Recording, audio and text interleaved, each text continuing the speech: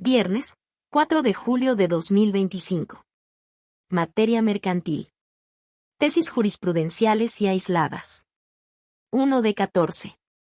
Registro digital, 203-0673. Tipo, jurisprudencia. Compras por Internet. Para considerar que el consumidor consintió las políticas de compra y entrega, es necesario acreditar que las tuvo a la vista en la página de Internet al momento de la operación. Hechos. Una persona compró boletos para un evento a través de una empresa que se dedica a la venta de boletos por Internet. Al acudir a recoger los boletos a un centro de atención de la empresa, le informaron que, en atención a las políticas de compra publicadas en su página web, para entregárselos debían hacer un cargo adicional de 10 pesos a la misma tarjeta con la que realizó la compra. Sin embargo, el banco emisor no pudo completar la transacción, por lo que le negaron la entrega de los boletos. Ante ello, el comprador demandó por la vía oral mercantil a la empresa vendedora, entre otras prestaciones, la rescisión de los contratos de adhesión de dicha compra y la devolución de su importe.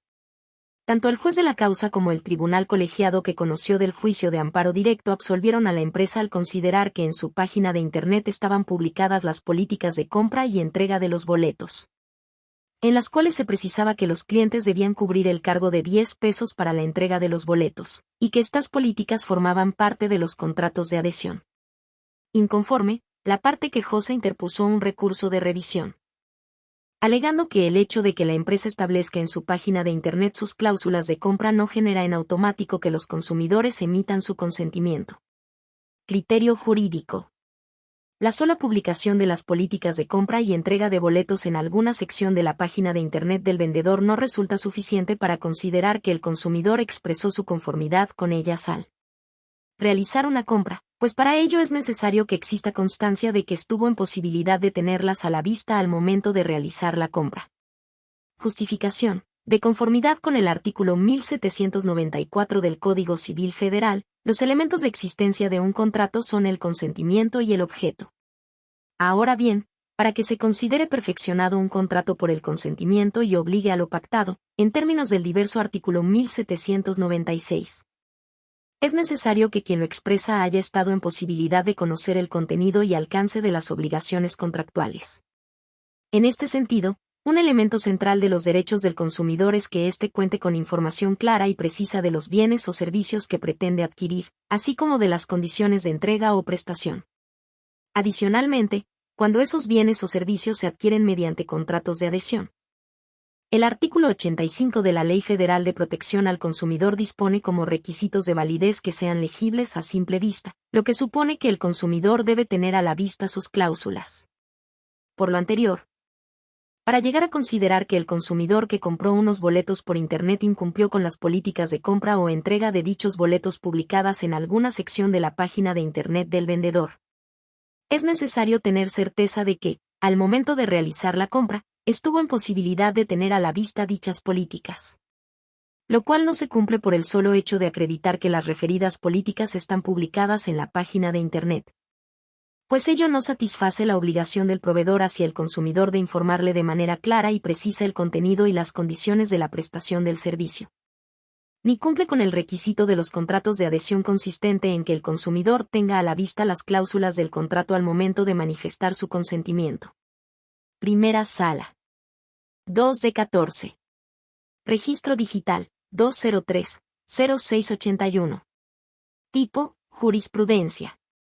Crédito refaccionario celebrado con una institución financiera. Por regla general son contratos de adhesión que deben ser analizados a la luz del régimen de protección previsto en el artículo 28 constitucional.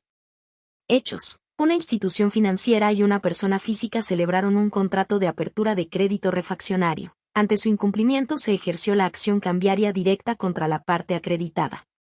En primera instancia, se determinó que el documento base de la acción no era un contrato de adhesión y se condenó al pago de las prestaciones reclamadas. En amparo directo, el demandado alegó la violación al régimen de protección contemplado en el artículo 28 constitucional. El tribunal colegiado negó el amparo y en su contra se interpuso recurso de revisión. Criterio jurídico. La primera sala de la Suprema Corte de Justicia de la Nación determina que, por regla general, los contratos de apertura de crédito refaccionario celebrados con una institución financiera son de adhesión. por lo que deben ser analizados a la luz del régimen de protección de las personas consumidoras o contratantes de servicios bancarios, previsto por el artículo 28 constitucional. Justificación: los contratos de crédito refaccionario celebrados por instituciones financieras, por regla general, son contratos de adhesión que son redactados en forma unilateral, cuyos términos y condiciones de contratación respecto de las operaciones o servicios son uniformes para las personas usuarias o contratantes. Por lo que en aras de contrarrestar las diferencias que se pudieran presentar entre las partes y se procure que en las relaciones entre consumidores y proveedores exista equidad, transparencia y seguridad jurídica, en términos del régimen de protección y tutela a consumidores contratantes de servicios bancarios, previsto por el artículo 28 de la Constitución Política de los Estados Unidos Mexicanos, su análisis amerita verificar si contiene cláusulas abusivas, desproporcionadas o estipulaciones confusas que puedan dejar en desventaja y desequilibrio a la parte acreditada, así como si se actualizó una afectación al derecho a la información, en relación con la institución bancaria acreditante. Primera Sala. 3 de 14. Registro Digital, 203-0682. Tipo, jurisprudencia. Daño moral atribuido a las compañías aseguradoras. Puede generarse ante el incumplimiento injustificado de un contrato de seguro respecto de un padecimiento de salud. Hechos: una mujer contrató un seguro de vida, en el que se le ofreció un beneficio adicional en caso de ser diagnosticada con algún tipo de cáncer exclusivo de mujeres. Al momento de la contratación, la aseguradora no le brindó las condiciones generales de la póliza de seguro. Tiempo después, fue diagnosticada con cáncer cérvico-uterino, por lo que solicitó el pago de la póliza. Luego de la práctica de diversos exámenes médicos y de la revisión por la aseguradora y de un despacho de personas abogadas contratadas por dicha institución financiera, su solicitud fue rechazada bajo el argumento de que dicha enfermedad estaba expresamente excluida en las condiciones generales del contrato. Inconforme, la contratante promovió un juicio oral mercantil en el que reclamó el cumplimiento del contrato y una indemnización por la responsabilidad civil derivada del daño moral ocasionado por tener que exhibir sus padecimientos ante distintas personas, incluidas ahora las autoridades judiciales, así como promover un juicio para exigir una contraprestación a la que tenía derecho, lo que incrementó la angustia derivada del diagnóstico. La jueza ordenó el cumplimiento del contrato de seguro, pero absolvió a la demandada de las demás prestaciones. En desacuerdo, la actora promovió un juicio de amparo directo. El Tribunal Colegiado del Conocimiento sostuvo que no procedía el daño moral reclamado, ya que la quejosa no había acreditado un hecho ilícito que hubiera generado una afectación a su integridad física o psíquica. Esto bajo el argumento de que, si bien estuvo sujeta a diversos estudios con el fin de corroborar la enfermedad, esto no implicó que se le causara un daño psicológico, pues la aseguradora tiene la facultad de investigar la base del reclamo. Inconforme, la quejosa interpuso un recurso de revisión. Criterio jurídico: el incumplimiento de un contrato de seguro frente a un padecimiento de salud puede dar lugar a presumir, en ciertos supuestos, la existencia de un daño moral.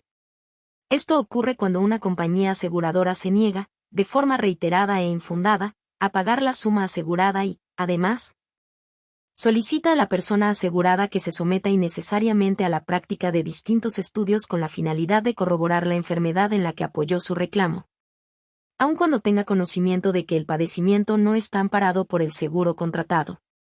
Justificación: el derecho a la vida privada engloba todo aquello que se desea mantener fuera del conocimiento general. Dentro de este derecho se encuentra la intimidad, que constituye un núcleo protegido con mayor fuerza, pues se entiende como parte esencial en la configuración de la persona y se relaciona con los extremos más personales de su vida y del entorno familiar, cuyo conocimiento está restringido a los demás. En ese sentido, si conforme al artículo 1916 del Código Civil Federal, el daño moral puede presumirse cuando se vulnera o menoscaba ilegítimamente la integridad psíquica, resulta claro que dicho supuesto se actualiza cuando se transgrede el derecho a la intimidad de una persona. Esta situación puede presentarse en el ámbito de los servicios financieros cuando una persona pacta con una aseguradora la cobertura de un padecimiento grave que le genera una expectativa legítima de que podrá exigir su pago eventualmente. Sin embargo, una vez que se presenta dicha enfermedad, la aseguradora se niega a cumplir con la póliza injustificadamente. a pesar de que la persona ha cumplido con todos los requisitos legales y contractuales exigidos por dicha compañía. En efecto, aun cuando las empresas aseguradoras tienen la facultad, conforme a la ley sobre el contrato de seguro, para investigar la base del reclamo y para determinar si procede o no el cumplimiento de la póliza.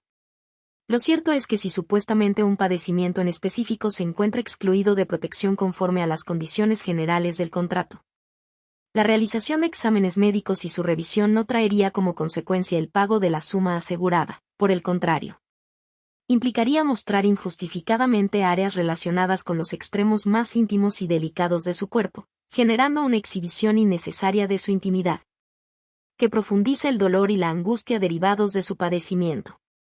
Primera Sala. 4 de 14. Registro digital, 203-0683. Tipo, jurisprudencia. Daños punitivos.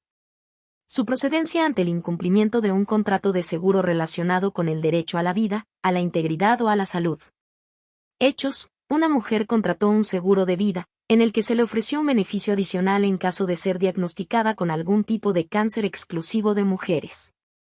Al momento de la contratación, la aseguradora no le brindó las condiciones generales de la póliza de seguro.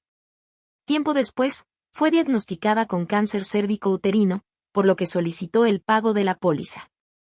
Luego de la práctica de diversos exámenes médicos y de la revisión por la aseguradora y un despacho de personas abogadas, su solicitud fue rechazada bajo el argumento de que dicha enfermedad estaba expresamente excluida en las condiciones generales del contrato. Inconforme, la contratante promovió un juicio oral mercantil en el que reclamó el cumplimiento del contrato y una indemnización por la responsabilidad civil por el daño moral y los daños punitivos ocasionados por la mala fe en él. Actuar de la aseguradora al incumplir con su deber de exhibir e inscribir las condiciones de exclusión de la póliza de seguro y, luego, aducir que dicha enfermedad estaba excluida con base en ese documento. La jueza ordenó el cumplimiento del contrato de seguro, pero absolvió a la demandada de las demás prestaciones. En desacuerdo, la actora promovió un juicio de amparo directo. El Tribunal Colegiado del Conocimiento sostuvo que no procedían los daños punitivos, porque no se había acreditado previamente el daño moral. Inconforme, la quejosa interpuso un recurso de revisión. Criterio jurídico: para determinar la procedencia de una condena por daños punitivos cuando se demanda a una empresa aseguradora por el incumplimiento injustificado de un contrato de seguro relacionado con la protección del derecho a la vida, a la integridad personal o a la salud, la autoridad jurisdiccional debe valorar la intensidad de la gravedad de su conducta y el grado de reprochabilidad en su actuar. Esto implica que, además de la indemnización por daño moral, la aseguradora podrá ser condenada por daños punitivos cuando se advierta que actuó de mala fe.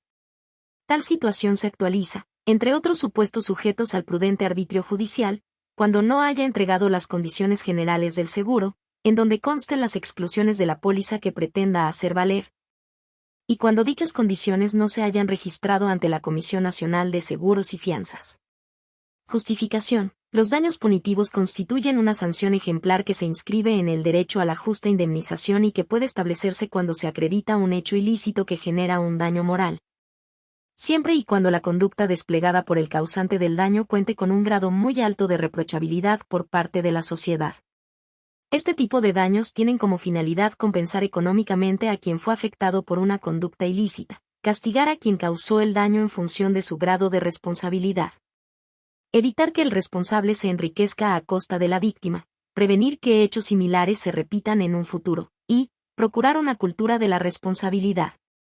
De esta manera, cuando se analiza un asunto en el que se reclaman daños punitivos por el incumplimiento de un contrato de seguro, la autoridad judicial debe analizar estos aspectos a la luz de las obligaciones legales incumplidas, los deberes genéricos de responsabilidad del desarrollo de la actividad que generó el daño y el material probatorio disponible. Para ello, deberá acudir al marco obligacional que rige su actuar, verificar si éste se cumplió y, en su caso, si su incumplimiento fue reiterado. En particular, a la luz de la Ley sobre el Contrato de Seguro, de la Ley de Protección y Defensa al Usuario de Servicios Financieros y de la Ley de Instituciones de Seguros y de Fianzas, las aseguradoras están obligadas, entre otras cuestiones, a entregar a la persona usuaria las condiciones generales del seguro, en donde consten los montos de la cobertura y, sobre todo, las exclusiones del contrato. Además, conforme a este marco jurídico, tienen el deber de registrar dichas condiciones ante la Comisión Nacional de Seguros y Fianzas, con el propósito de que sean conocidas por el público interesado. Por otro lado, la autoridad judicial debe tomar en consideración que el derecho a la protección de las personas aseguradas le impone la obligación de regular y fiscalizar el actuar de las aseguradoras. Tomando en consideración la posición asimétrica de poder que existe frente a los usuarios de los seguros, lo que se refuerza cuando están de por medio la salud, la vida o la integridad de las personas. En ese sentido, frente al incumplimiento reiterado y de mala fe de este marco obligacional, se podrá condenar a la empresa aseguradora por daños punitivos.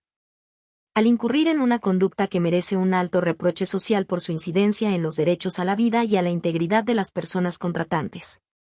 Lo anterior, pues es necesario imponerle una sanción ejemplar con el propósito de contribuir a una cultura de la responsabilidad y a evitar que estos hechos vuelvan a repetirse en un futuro. Primera Sala. 5 de 14. Registro Digital, 203-0709. Tipo, jurisprudencia. Nombramiento de perito tercero en discordia en un juicio ejecutivo mercantil. Constituye una facultad, y no una obligación, de la persona juzgadora. Hechos. En un juicio ejecutivo mercantil, una persona demandó de otra el pago de 2 pagarés que supuestamente esta última había firmado en su favor. La parte demandada contestó que nunca firmó los documentos y ofreció un peritaje que concluyó que las firmas estampadas en los pagarés no eran suyas. La parte actora ofreció un diverso peritaje en el que se determinó que las firmas sí fueron plasmadas por la persona demandada. En la sentencia, la jueza tuvo por demostrada la excepción de falsificación de firma de la demandada y la absolvió de las prestaciones reclamadas. La actora promovió un juicio de amparo directo en el que alegó que la jueza debió designar un perito tercero en discordia, porque los peritajes propuestos por las partes eran opuestos. El Tribunal Colegiado del Conocimiento negó el amparo, pues, en términos del artículo 1255 del Código de Comercio, esa designación constituye una facultad, y no una obligación, de las personas juzgadoras. En contra de esa decisión, la parte actora interpuso recurso de revisión en el que planteó la inconstitucionalidad del artículo 1255 del Código de Comercio. Al considerar que vulnera el principio de seguridad jurídica debido a que permite a los jueces decidir, de manera arbitraria, si llaman a juicio a un perito tercero en discordia o no. Criterio jurídico. Cuando las personas juzgadoras adviertan la existencia de peritajes sustancialmente contradictorios ofrecidos por las partes, pero cuenten con elementos suficientes para otorgarle valor probatorio a uno y restarle eficacia a otro, no están obligadas a nombrar un perito tercero en discordia. Ello no vulnera el principio de seguridad jurídica porque al fallar el asunto sin contar con un perito tercero, están obligadas a emitir un razonamiento motivado que justifique su decisión. Justificación. Las personas juzgadoras deben analizar los peritajes contradictorios y motivar las razones por las que desvirtúan uno y le otorgan valor probatorio al otro que les genera mayor convicción. Esta flexibilidad de valoración no coloca a los justiciables en una situación de inseguridad jurídica frente a los órganos jurisdiccionales, ya que el artículo 1255 del Código de Comercio obliga a los jueces a emitir un razonamiento motivado, conforme a las reglas de la lógica y la experiencia, a través del cual expresen las consideraciones por las cuales decidieron otorgar un determinado valor a las pruebas periciales. Así, se deberá nombrar un perito tercero en discordia únicamente en los casos en los que los jueces consideren que los peritajes contradictorios no arrojan conclusiones que aporten suficientes elementos de convicción. Concluir lo contrario, esto es, que siempre se tenga que nombrar a un tercer perito, incluso cuando las personas juzgadoras cuenten con los elementos necesarios para emitir una sentencia, se traduciría en un retardo innecesario en la impartición de justicia. Primera Sala. 6 de 14. Registro Digital, 203-0662. Tipo, aislada. Acción de cumplimiento de contrato de seguro. La condición prevista en el artículo 82, párrafo segundo, de la ley relativa, debe interpretarse acorde con los artículos 14, párrafo segundo y 17, párrafo segundo y tercero, constitucionales. Hechos. En un juicio ordinario mercantil se demandó a una aseguradora el pago de la cobertura por responsabilidad civil de daños derivado del contrato de seguro base de la acción. En primera instancia se declaró fundada la excepción de prescripción y se absolvió a la demandada. En apelación se determinó que la aseguradora incumplió con el pago de la cobertura por responsabilidad civil de daños derivado del contrato de seguro base de la acción. La demandada promovió amparo directo en el que señaló que el artículo 82 de la Ley sobre el contrato de seguro es inconstitucional e inconvencional, porque al aplicarlo sistemáticamente con el artículo 147 de la misma ley se extiende indefinidamente la prescripción de la acción del contrato de seguro. Criterio jurídico.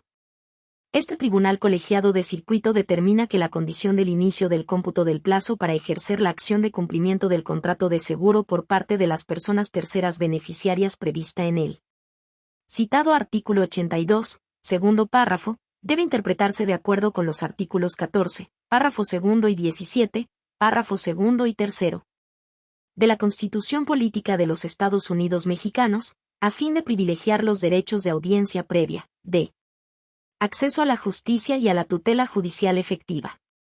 Justificación: la legislación procesal, en acatamiento a dichos postulados constitucionales, debe privilegiar la posibilidad de que todas las personas puedan acceder a la justicia y, por tanto, no puede regular formalidades o requisitos que resulten incongruentes con la naturaleza de la acción que se intenta, carentes de razón o desproporcionadas.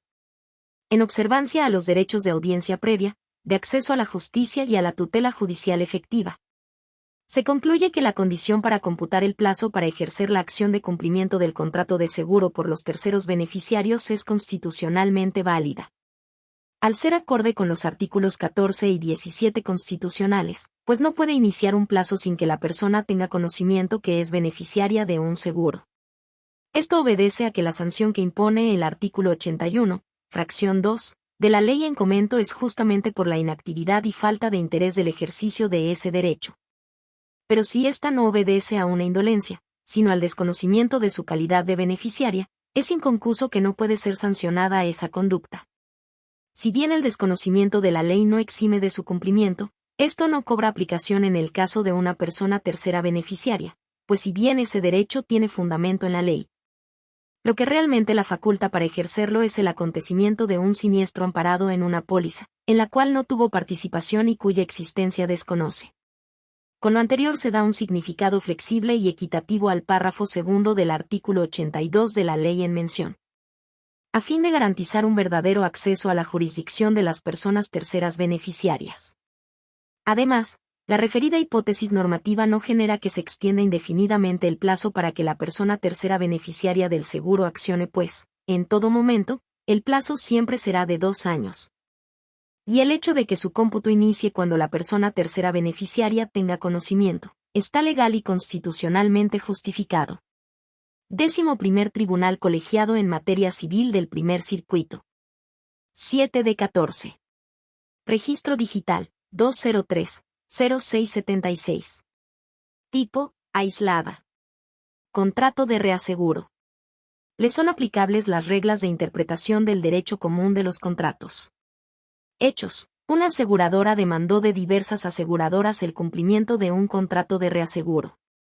En primera instancia se condenó a las codemandadas al pago de la suerte principal, intereses moratorios e indemnización por mora. El fallo fue confirmado en apelación. Contra dicha resolución una de las codemandadas promovió amparo directo. Criterio jurídico. Este tribunal colegiado de circuito determina que al contrato de reaseguro le son aplicables las reglas de interpretación del derecho común de los contratos. Justificación. El contrato de reaseguro puede definirse como el contrato mercantil, consensual, bilateral, oneroso y aleatorio, en virtud del cual una compañía autorizada para operar como reaseguradora se obliga a pagar a una institución aseguradora una suma de dinero. Para el caso de verificarse el siniestro previsto en un contrato de seguro celebrado por esta, quien se obliga a cambio a pagar una contraprestación o prima de reaseguro. Como a cualquier otro contrato mercantil le son aplicables las reglas de interpretación del derecho común de los contratos, esto es, el criterio general de interpretar las cláusulas conforme a su sentido literal cuando coinciden con la voluntad interna de las partes, en términos del artículo 1851 del Código Civil Federal, de aplicación supletoria al Código de Comercio, conforme a su artículo 2, así como los principios específicos de interpretación. Estos últimos son: a. Principio de especialidad, que señala que no deben entenderse cosas distintas a aquellas sobre las que fue la intención de las partes, Artículo 1852 del Código Civil Federal, b. Principio de conservación de los contratos, el cual afirma que los actos deben interpretarse en el sentido idóneo para su eficacia. Artículo 1853 del citado Código, c. Principio de interpretación hermenéutica, por virtud del cual los contratos deben considerarse como una unidad completa y congruente, entendiendo los términos equívocos conforme a la naturaleza y objeto del contrato. Artículos 1854 y 1855 del mismo Código, d. Principio del entorno social, que tiene en cuenta los usos y costumbres del país. Artículo 1856 del mencionado Código, y el contenido ininteligible, es decir, cuando no fuere posible desentrañar la intención de los contratos conforme a las reglas anteriores y las dudas irresolubles se refieran a cuestiones accidentales del contrato y éste fuera gratuito, se resolverán a favor de la menor transmisión de derechos. Si fuere oneroso, se resolverán a favor de la mayor reciprocidad de intereses. Artículo 1857 del propio Código. 15º Tribunal Colegiado en Materia Civil del Primer Circuito. 8 de 14. Registro Digital, 203-0677. Tipo, aislada. Contrato de reaseguro. Naturaleza jurídica. Hechos. Una aseguradora demandó de diversas aseguradoras el cumplimiento de un contrato de reaseguro. En primera instancia se condenó a las codemandadas al pago de la suerte principal, intereses moratorios e indemnización por mora. El fallo fue confirmado en apelación. Contra dicha resolución una de las codemandadas promovió amparo directo. Criterio jurídico. Este tribunal colegiado de circuito determina que el contrato de reaseguro puede definirse como el contrato mercantil, consensual, bilateral, oneroso y aleatorio, en virtud del cual una compañía autorizada para operar como reaseguradora se obliga a pagar a una institución aseguradora una suma de dinero. Para el caso de verificarse el siniestro previsto en un contrato de seguro celebrado por esta, quien se obliga a cambio a pagar una contraprestación o prima de reaseguro. Justificación. El riesgo es un elemento esencial para la existencia del contrato de seguro, y se define como un suceso dañoso, futuro e incierto, cuya actualización genera el siniestro, el cual debe ser cubierto por la empresa aseguradora. Existen riesgos que son excesivamente grandes para que una sola compañía pueda absorberlos, motivo por el cual surgió la figura jurídica del reaseguro, que es la cobertura que tiene la aseguradora contra los recursos que puedan comprometer su capacidad económica para hacer frente a los siniestros. El reaseguro permite a la aseguradora una mayor suscripción de riesgos en su cartera, pues a pesar de que su capacidad económica no pueda cubrirlos por cantidades elevadas, podrá suscribirlos reasegurando el exceso del que no pueda asegurar de manera directa, evitando así los peligros de colapso económico. De esta manera, la Ley de Instituciones de Seguros y de Fianzas dispone en sus artículos 256, 258 y 259 la obligación de las instituciones de seguros de diversificar los riesgos que asuman al realizar sus operaciones a través de la celebración de contratos de reaseguro con otras instituciones o con reaseguradoras extranjeras, cuando superen ciertos límites de retención que fija la Comisión Nacional de Seguros y Fianzas, CNSF. Así, la legislación define al reaseguro en su artículo 2, fracción 25, como un contrato en virtud del cual una institución de seguros, una reaseguradora extranjera o una entidad reaseguradora del extranjero toma a su cargo total o parcialmente un riesgo ya cubierto por una institución de seguros o el remanente de daños que exceda de la cantidad asegurada por el asegurador directo. 15º Tribunal Colegiado en Materia Civil del Primer Circuito. 9 de 14. Registro Digital, 203-0678. Tipo, aislada. Contratos de seguro y de reaseguro. Son jurídicamente autónomos, al contar con elementos personales, precios y obligaciones distintas. Hechos. Una aseguradora demandó de diversas aseguradoras el cumplimiento de un contrato de reaseguro. En primera instancia se condenó a las codemandadas al pago de la suerte principal, intereses moratorios e indemnización por mora. El fallo fue confirmado en apelación. Contra dicha resolución una de las codemandadas promovió amparo directo. Criterio jurídico. Este tribunal colegiado de circuito determina que los contratos de seguro y de reaseguro son jurídicamente autónomos, pues cuentan con elementos personales, precios y obligaciones distintas. Justificación. El riesgo es un elemento esencial para la existencia del contrato de seguro, y se define como un suceso dañoso, futuro e incierto, cuya actualización genera el siniestro, el cual debe ser cubierto por la empresa aseguradora. Existen riesgos que son excesivamente grandes para que una sola compañía pueda absorberlos, motivo por el cual surgió la figura jurídica del reaseguro, que es la cobertura que tiene la aseguradora contra los recursos que excedan de su capacidad económica para hacer frente a los siniestros. Así, es distinto el riesgo que se asume en el seguro y en el reaseguro. En el primero, el riesgo es el daño o deterioro de la cosa expuesta al siniestro y, en el segundo, el siniestro que afecta a la cosa asegurada no implica un daño para la reaseguradora. No se asegura el mismo riesgo asumido en el contrato de seguro, sino las consecuencias patrimoniales que para la aseguradora tendrá el cumplimiento de sus obligaciones en aquel contrato. De ahí que el contrato de seguro y el contrato de reaseguro sean jurídicamente autónomos, cuenten con elementos personales, precios distintos y diversas obligaciones. 15º Tribunal Colegiado en Materia Civil del Primer Circuito. 10 de 14. Registro Digital, 203-0704. Tipo, aislada. Juicio oral mercantil. La manifestación bajo protesta de decir verdad no es un requisito formal de la demanda, ni del desahogo de prevenciones. Artículo 1390 bis 11 del Código de Comercio. Hechos. Se presentó una demanda en la vía oral mercantil. La juzgadora previno para que se aclararan diversos hechos bajo protesta de decir verdad. Al desahogar la prevención, la promovente narró los hechos, pero no realizó la manifestación requerida. Esa circunstancia condujo al desechamiento de la demanda. Criterio jurídico. Este tribunal colegiado de circuito determina que en el juicio oral mercantil la manifestación bajo protesta de decir verdad no es un requisito formal de la demanda, ni del desahogo de prevenciones, lo que resultaría excesivo y violatorio del artículo 1390 bis 11 del Código de Comercio. Justificación. El precepto legal citado establece los requisitos formales de la demanda presentada en la vía oral mercantil destacando, entre ellos, el que se narren los hechos en que el actor funde su petición, exponiéndolos sucintamente con claridad y precisión. Cuando la demanda no reúna esos requisitos, la persona juzgadora debe prevenir para que se acaten o se subsanen las deficiencias existentes, en términos del artículo 1390 bis 12 del Código de Comercio.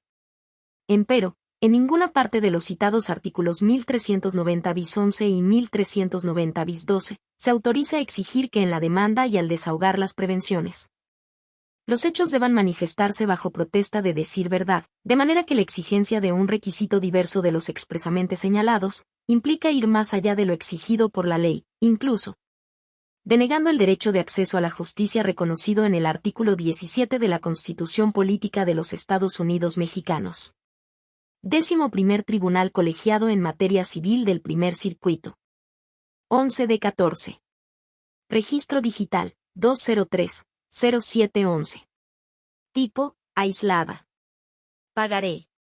La excepción de nulidad opuesta por el aval bajo el argumento de que la deudora principal debió suscribirlo en presencia de una persona fedataria o notaria pública al no saber leer o escribir, no basta para desvirtuar su validez.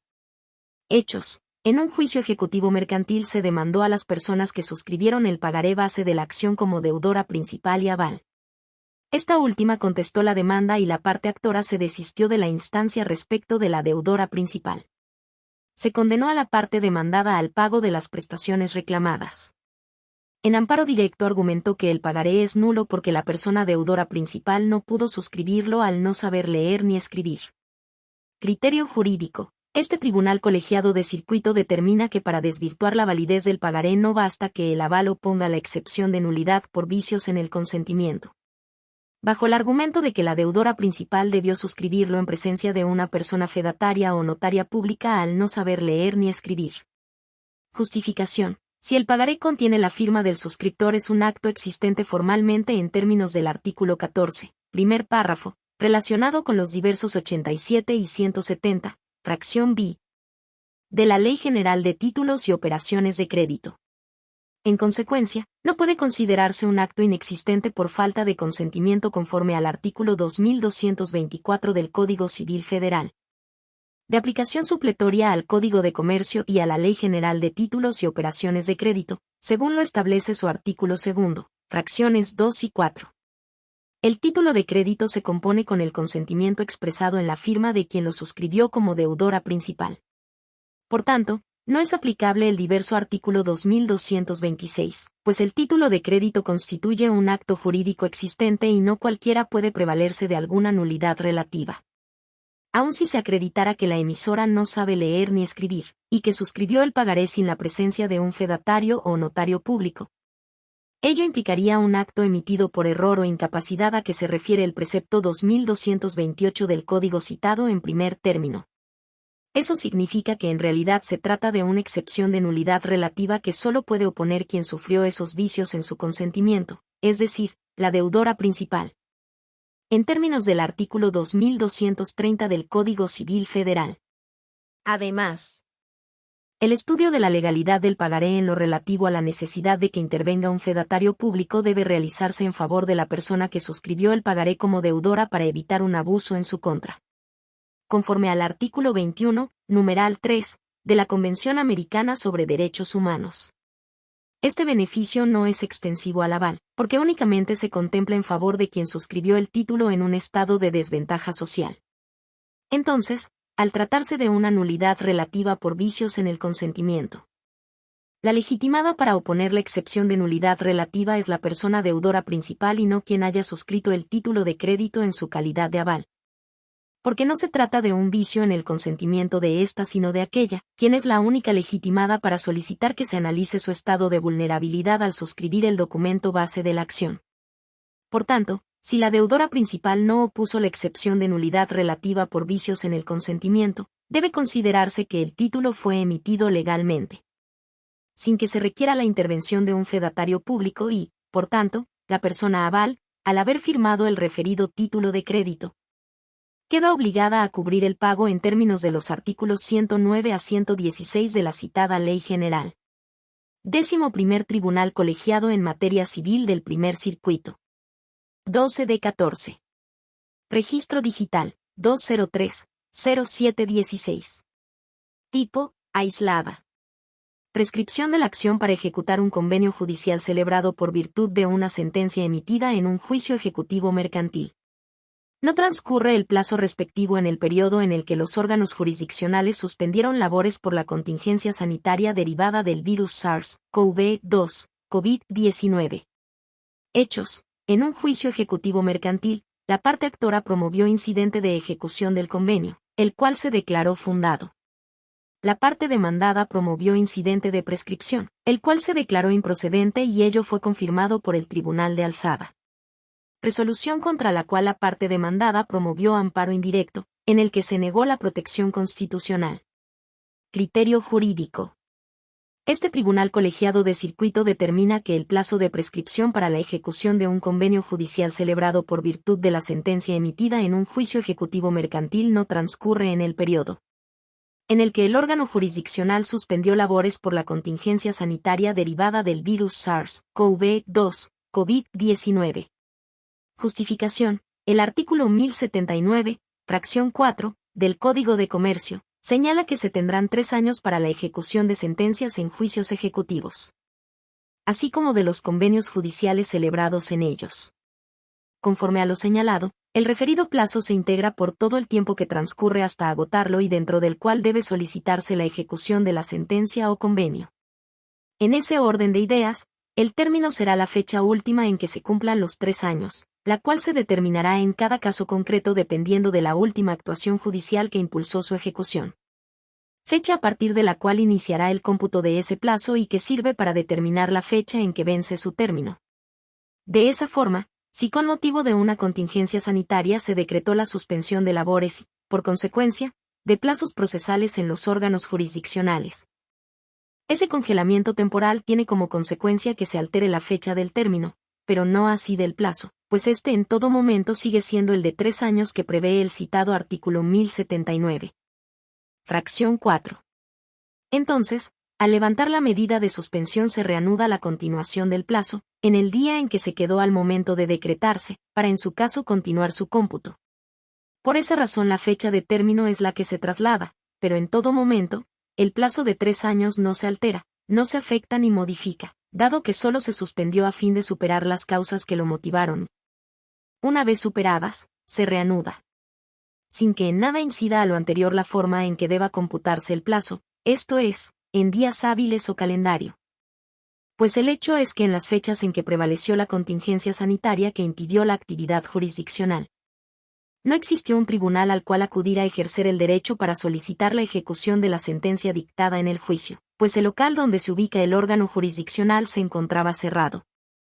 Sin que ese traslado de días para el cómputo del plazo respectivo pueda interpretarse como una extensión, por ello, representa una vulneración al principio de igualdad. Pues si la prescripción del derecho para la ejecución de sentencia se interrumpe con el impulso procesal que realice la parte actora, es lógico pensar que a ésta no le puede correr ese plazo si se parte de la premisa que las labores del órgano jurisdiccional encargado de su atención están suspendidas.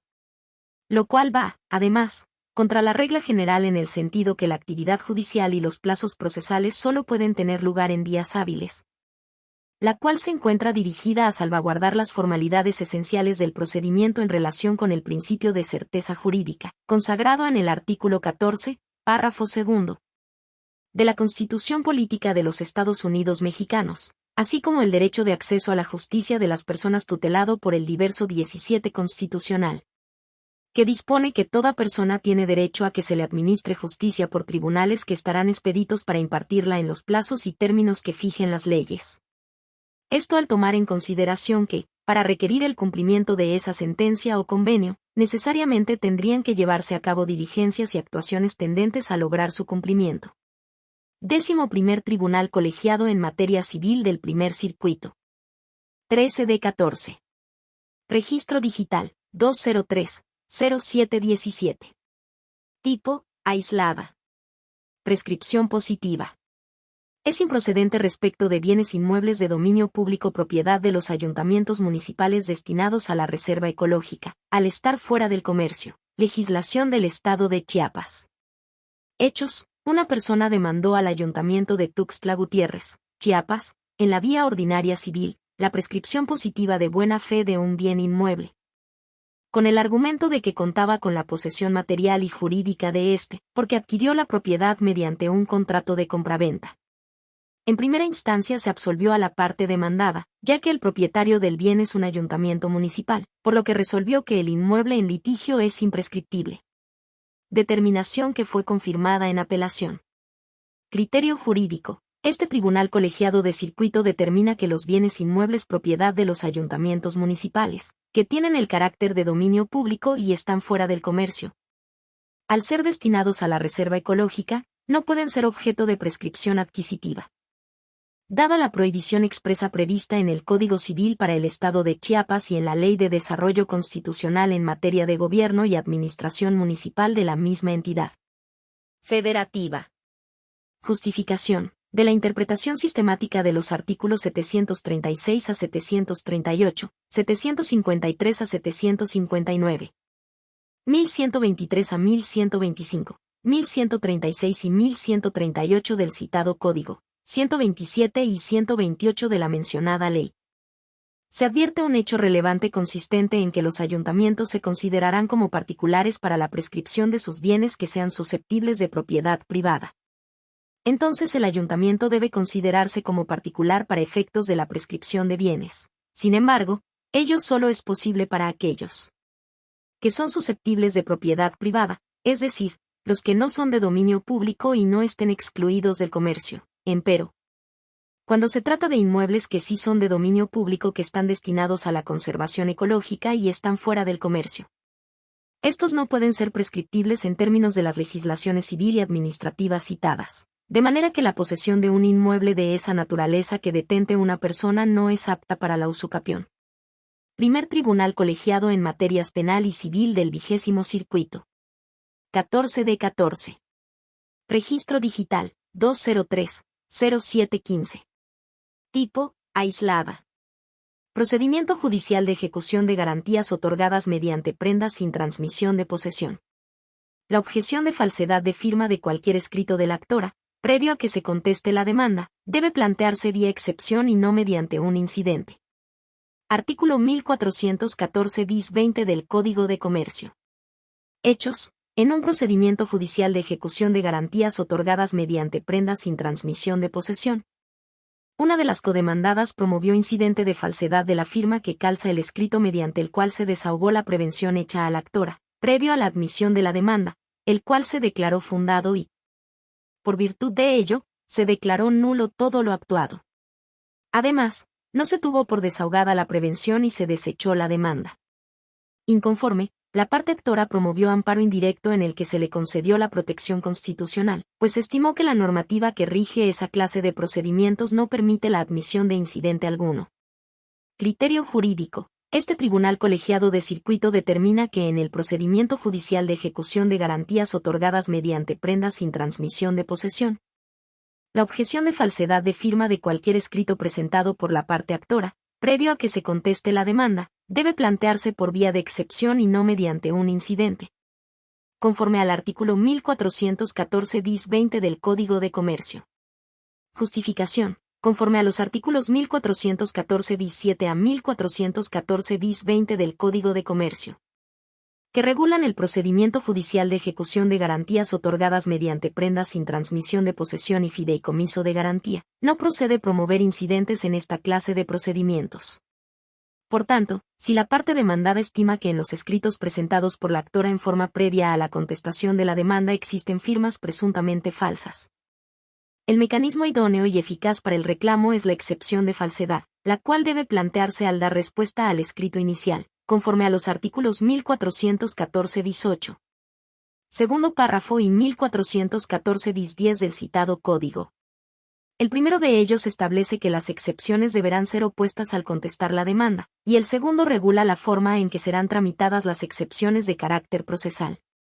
Incluso, en su fracción 3 establece que la parte demandada puede oponer excepciones consistentes en que no firmó el documento base de la acción o que es falso, cuya fracción establece los casos en que esos argumentos resultarían infundados. De lo que se advierte que sí existe la posibilidad de objetar la firma que calza algún documento, y si bien en forma expresa se hace referencia a la que calza el documento base de la acción, válidamente puede equipararse a la que calza algún otro. Para hacer valer esa falsedad es por vía de excepción al dar contestación a la demanda. Pero incluso, si se tratase de escritos de los que la parte demandada no tuviera conocimiento al contestar la demanda, por causas como no habérsele corrido traslado o no haber estado en posibilidad de imponerse de su contenido, se contaría con el término genérico de 3 días que establece el artículo 1079, fracción B, del Código de Comercio, para presentar la objeción de falsedad como una excepción superveniente en términos del artículo 1379 del mismo ordenamiento. 11º Tribunal Colegiado en Materia Civil del Primer Circuito.